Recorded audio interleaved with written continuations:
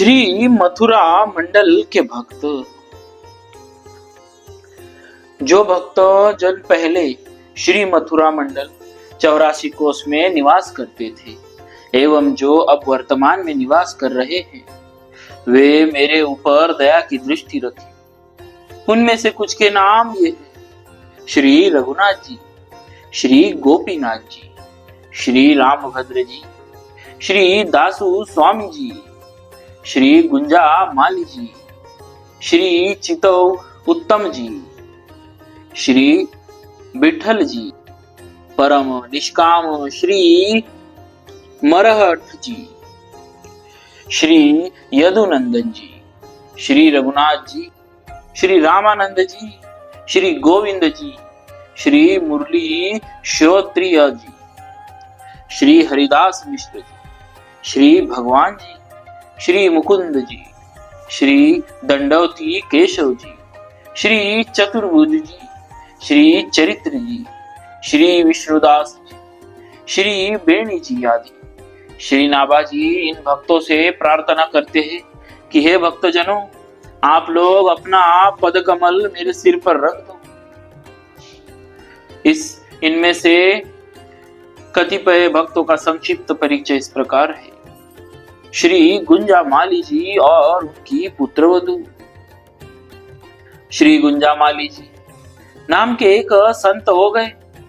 ये गुंजा की माला प्रभु को पहनाते तथा स्वयं पहनते थे, अतः इनका गुंजा माली नाम ही पड़ गया।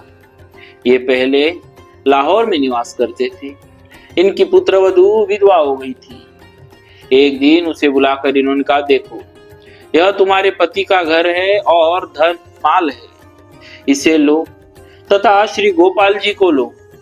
अब तो श्री गोपाल जी ही तुम्हारे पति है, परंतु इनकी पुत्रवधू तो बार बार यही मांगती कि हमें श्री प्रभु की सेवा ही प्रदान कीजिए।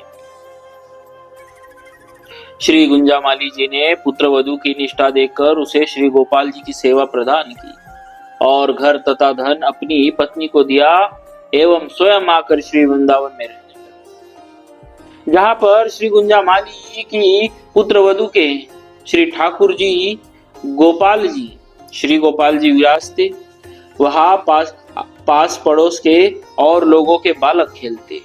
वे परस्पर एक दूसरे पर ईंट, धूल, मिट्टी आदि डालते। ठाकुर जी भी बालकों के साथ खेलते थे। एक दिन बालकों ने श्री ठाकुर जी पर भी धूल डाल दी। तब वह बालकों पर बहुत नाराज हुई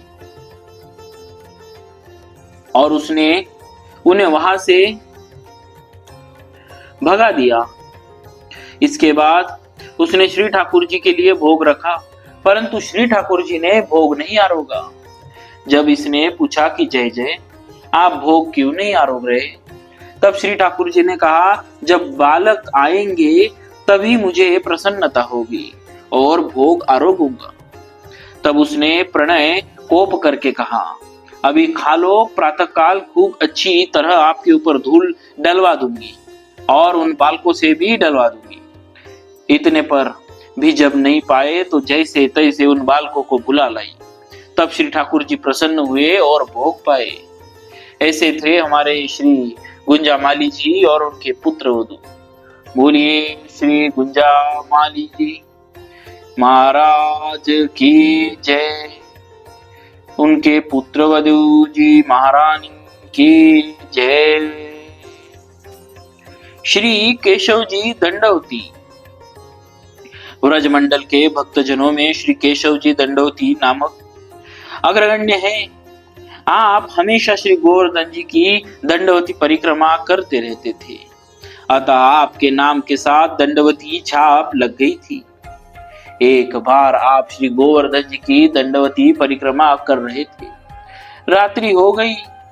आप अपनी मस्ती में भगवान का नाम गुण कीर्तन करते हुए परिक्रमा कर रहे थे। उसी समय श्री ठाकुर जी एक कट्टे साधु के रूप में आकर इनसे बोले, मैं भी आपके साथ कीर्तन करते हुए परिक्रमा करूंगा।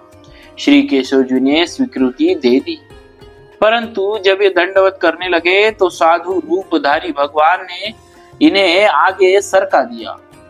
यह देखकर श्री केशव जी नाराज हुए और बोले, तू कौन है? कहाँ से आया है? तू मेरी परिक्रमा खंडित कर रहा है। तेरी बुद्धि में अधर्म समाया हुआ है। साधु रूपधारी भगवान बोले, अधर्म तो आप स्वयं करते हैं और उल्टे दोष मुझे लगाते हैं। अरे आपको मालूम है कि पृथ्वी को भूधर विष्णु की पत्नी कहते हैं और आप रात्रि के समय परस्त्री का आलिंगन करते हैं। यह कितना बड़ा अधर्म है। श्री केशव जी ने कहा, पृथ्वी हमारी माता है, अतः उनकी गोद में विचरने से हमें कोई दोष नहीं है। यह मुंह तोड़ उत्तर सुनकर साधु रूपधारी भगवान मुस्काने लगे और प्रसन्न होकर उन्होंने निज स्वरूप का दर्शन श्री केशव जी दंडवती को कराया। ऐसे थे हमारे भक्तराज श्री केशव जी दंडवती। तो भक्तों, बोलिए श्री केशव जी दंडवती महाराज की जय। भक्तवत्सल भगवान की जय।